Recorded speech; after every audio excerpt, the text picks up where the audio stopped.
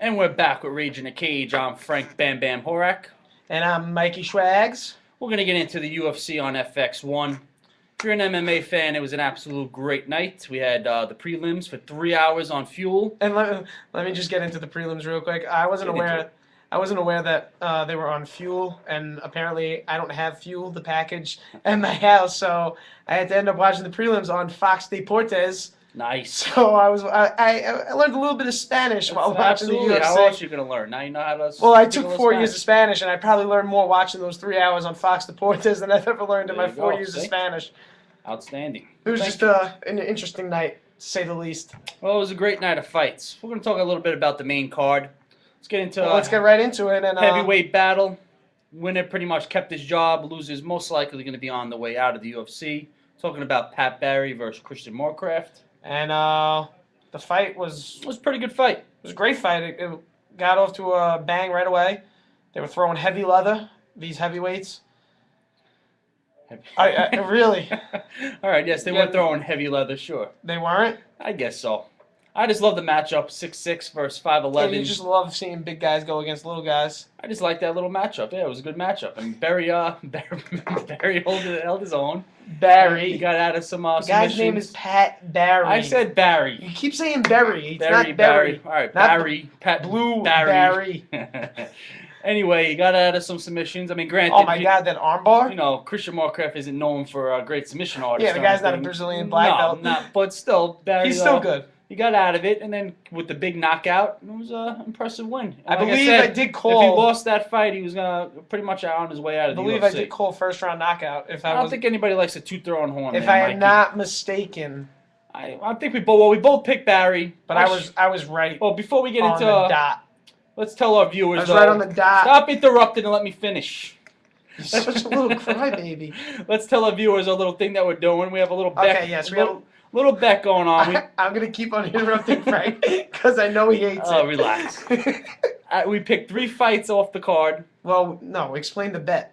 Well, I'm going to get to that. Well, they know we picked the 3 fights. Oh, well, we picked 3 fights off the card, and then we keep a win-loss record between the two of us. We usually do all the main card fights, but we didn't know the one main card fight. Oh, we knew it. We knew it. We sound unprofessional. We knew it. We knew of Mike Easton. We didn't know of Jared. Yes, we're going to pick out of the 5 fights on the main card. We're going to pick it. Winner, whoever gets to 20 wins first. Winner gets a case of his choice. 30-pack. That was my... Frank wanted to do a 12-pack. Well, I'm trying... Yeah, all right. We are alcoholics. Easy. A case of the person's choice. And then, we start over from scratch. So anyway, I was 2-1. He was 1-2. We both had the Barry fight. Let's talk about the one we both lost. Which was shocking, to say the least. Yes, at least in my opinion. Bang Ludwig against Josh Neer. I saw Ludwig taking it. We both did. But Neer, he might be here to stay finally in the UFC. He's been in and out. This was his 4th time back in. He's on like a 10-fight winning streak now. Yeah, and he looked very impressive in that fight. I was... Oh, wow. He got it to the ground, and he locked up that guillotine quickly, and he would not let go. Put him to sleep. I was very impressed. I like to see him now in his next fight take a little step up in competition in the welterweight. Well, we'll get to that. We will get to that. I'm just giving my analysis, if you will. Well, you don't give very good analysis. I think I give top-notch analysis. All right, so anyway, back to the fight. Neer was getting dominated pretty much in the stand-up. And then when he took the fight, yeah, that was as expected. And then when he took the fight to the ground, he got on top of Ludwig. Then Ludwig reversed him. And that's when he locked up that guillotine from the bottom, and Ludwig couldn't get out. No. Neer is pretty sick with his submissions, and that was an awesome guillotine that he put him in. And like we said, we put him to sleep, and that was it. Yeah, it was very surprising.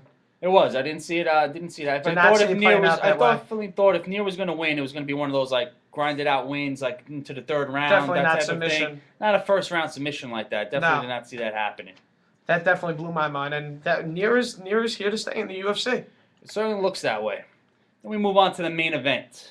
Mr. Jim Miller against Melvin Guillard. A fight that we were both looking forward to. Yes, we were. A fight that we both thought were going to be great. Yes, we did. I thought Miller was going to be winning this fight. You had Melvin winning. Yes, and for the first minute or so, it certainly looked like you were right. Melvin was getting off to a fast start. But as I said in our last show, though, Jim Miller, not even in the lightweight division, in all the UFC, is one of the toughest guys. And he took a beating in the beginning a little bit from Guillard. Yeah. But he's just... Guillard, though... You got awesome stand up, but outside of that, if you can get him to the ground, or get his back, pretty much fight over. You're going to get a submission. With Guillard, if you could weather the early storm and the early onslaught. Yeah, that's all it is. You get him, like you said. Well, we both were aware that if Miller was able to get this fight to the ground, that he would most likely submit Melvin Guillard because Melvin Guillard does not have good submission. He just pretty much got on his back and then hopped up on him like a monkey. That's what I'm saying. Just freaking put him out. I wouldn't use that kind of term. That's my analysis. He hopped up on there like a monkey and put him to sleep. He had him tapping.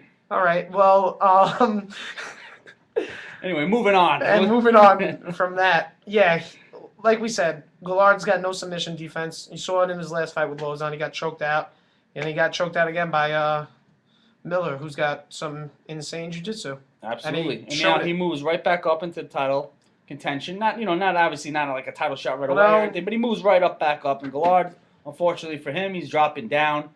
Well, for Guillard, though, they should just give him fights that are going to be like stand-up wars, just to make it exciting. Because obviously, he's not going to be fighting for the title anytime soon or anything like that. No, you know who you should put him up against? Are we just going to get into that now? We're going to start doing the matches. No, I actually wanted to get into a little contender or pretender. All right, let's do it. With the winners of these matches, we'll start off with Pat Barry. Do you believe that he is still a contender in the UFC or a pretender after that win against Christian Morecraft? Well, listen, again, Christian Morecraft most likely is going to be out of the UFC now. He wasn't, a top guy. And again, with Barry, he's 5'11", 235. I don't want to call him a pretender because I think he can hold his own and have exciting fights. But when you talk about going against some of the exciting, you would place him in the contender as a light heavyweight. You would love to see him move down. Yes, I would love to see him move down. We should call this guy. You should be his manager because you got some aspirations for this guy. You see some big things for him. I just think he could be very good as a light heavyweight. I agree. I think as far as a heavyweight, I think he could put on exciting fights. He could hold his own. But again, when you're talking about the top tier guys, if he ever went up against like a Cain Velasquez even like a Frank Mir or something like that, no shot. He doesn't have. Yeah, I don't see him doing it. So I would for him. Yeah. I think personally as a heavyweight. But I love watching him go against these big guys. Like personally, makes for a great fight. There was a rumored fight that Dana White was going to be bringing Antonio Bigfoot Silva from Strikeforce into the UFC to fight Cain Velasquez, but that rumor's been denied.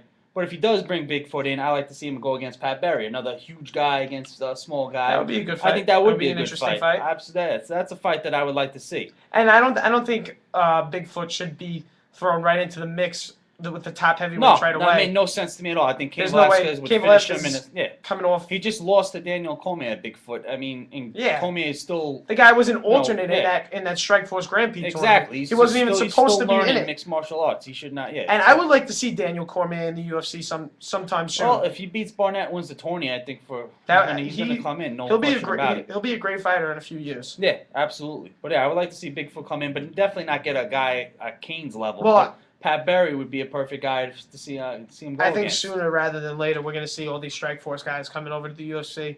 Eventually, Gilbert Melendez is going to have to come over sooner rather than later. He's cleaned out that lightweight division. Yeah, there's no other competition for him to face. Bring him over. Absolutely. Bring him over after the Edgar Henderson fight and have him unify the titles. Sounds good to me. All right, hit me with another contender-pretender. All right, here's another contender-pretender.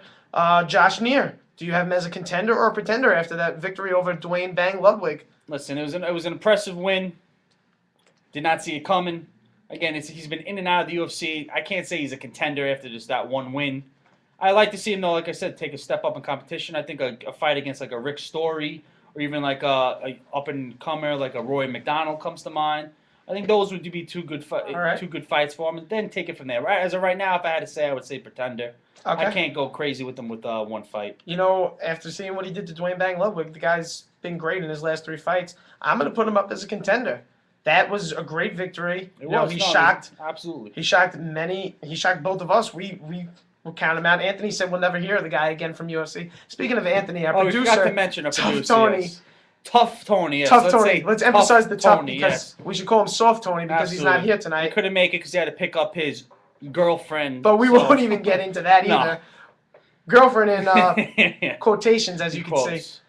But, Tough Tony was saying Josh Neer wasn't even going to be in the UFC or heard of again from the UFC. But, I have him as a contender, mainly because it was a first-round submission. He did it in such quick fashion, and once he locked up that submission, it was over. Yeah, well, listen, tough to argue. I like to see a little bit more work. And this is who I would like to see him go up against, and I think you would like this matchup. We got Alves versus Campman coming up. I'd like to see him take on the winner of Alves Campman. See, I think that's a little too. Maybe the loser of Alvin's that welterweight division is pretty deep. It is pretty deep, but again, he's just getting back to the UFC. I mean, Ben Ludwig wasn't like he's a top contender. He's a good fighter. He's in the middle of the pack. Middle of the pack, yeah. But I would like to see him fight. But like Alvis Catman, they're getting down. They're old fighters. Just because they used to be top 10 fighters doesn't mean they're still top 10 fighters. All right, agree to disagree. I think I would still consider Catman a top 10 fighter in the welterweight division. Okay, how about this? Jake Shields. Coming off of a loss. Well, he's already got a fight scheduled with I can never say his name right. The Japanese fella, Sexy Mania.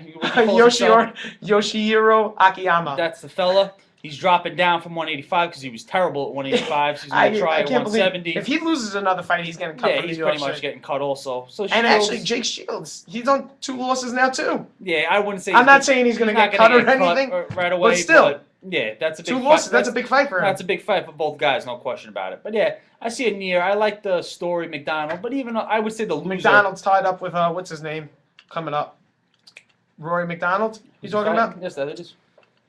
I just saw it. Oh, come on. You gotta put me on the spot now. We got dead air. Come on. Gotta get my phone. Nah, don't worry about it. It's not important. I would say the loser of Catman is not the winner. But, whatever. Agree to disagree. That's your opinion. All right, hit me with another pretender contender. Let's keep this rolling. Let's keep it going with move it on. Jim Miller. Jersey represent. Well, as you know, I'm a big fan of Jim Miller. Yes, I know that.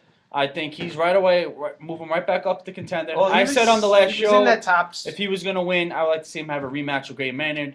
It's not official yet, but supposedly there's a rumor going on. It's going to be Gray Maynard against Clay Guida might be the next fight. That would be a great fight. That's fine. Yeah, that's fine by me. So I have another guy for him. I think Nate Diaz and Jim Miller. I think that would be a good fight. That would be a good fight. Winner of that then moves right up into title contention. Well, I already told you who I thought his next fight was. Yeah, and that I agreed with too. Joe Lozon versus Anthony Pettis winner. Yeah, I'm fine with that also, but I just. But I like the Nate Diaz matchup, and I think that would be a little bit better. Maybe. I like that matchup. Depending on what happens with the Pettis and Lozon match, we could see maybe the possibility of the Miller Diaz winner facing the Pettis Lozon winner for a shot at the #1 contender. I like it, yeah. I think that Nate Diaz, I was thinking about this on the way over here, who would be the best opponent for Miller. Nate Diaz came to mind. Not a big fan of the guy, but he looked absolutely great against Cerrone. He looked great against Cerrone. So I think, Miller versus Diaz makes tons of sense to me at least, and I think that would be a great fight. And obviously I think Miller is a contender. Yes, obviously. I like that little pretender-contender thing. I think we should do that more often. Oh, yeah, I think it's pretty good. So that was You're welcome, Frank. All right, well, it's about time you're doing something to this show. My back was hurting for carrying us. But anyway. Your back's... That's not why your back hurts. Let's not get into that. All right. Show. Absolutely, for all the kids out there. And why do you keep saying that? What kids are you talking to? I was going over this last time I was watching. Who are you talking to? What kids? Our audience is building and building. I'm sure there's a couple I'm sure none of them are kids. You never know. Anyway, that was terrified. The UFC on FX1 was a great... I thought it was a great card. I thought it was definitely it was a lot of quick finishes, a lot of things ended in the first round. But for the first cable broadcast, yeah, I would give it a thumbs up. Yes. Success. I liked it. Definitely. Now we got another one on Fox that we'll get into on our next show. Start doing predictions there. Hopefully you can catch up to me since I'm kicking your butt right now. Oh my God! But anyway, you beating me by 1. That case is going to be pretty good. If we factored good. In the NFL conference championship games, it would be tied. Yeah, so but get your facts straight. Well, we're not factoring that in anyway. But I'm just saying, get your facts straight. My facts are straight. We're not factoring it. It's only on the UFC fights. But anyway, we're gonna get into the. I think that's gonna be another great card. I'm looking forward to that on Fox. That's gonna be. We got Damian Maia versus Chris Weidman, which I think is gonna be a great fight. Then not Mark Munoz. Sorry, Chael Sonnen versus Michael Bisping in a middleweight #1 contender match, and the #1 contender match for the light heavyweight Rashad Evans versus Phil Davis. Which is a very pivotal match. Well, now correct me if I'm wrong. If Evans wins, he gets the title shot. But Davis wins, though. I thought it wasn't clear that he's going to get a shot. No, he gets a shot. It is. It's a #1 contender match. According to Mr. Schwaggs, it's a #1 contender match. I was under the impression if Evans wins, he gets the title. If Davis wins, Henderson gets the title shot, is what I heard. Why would it be that way?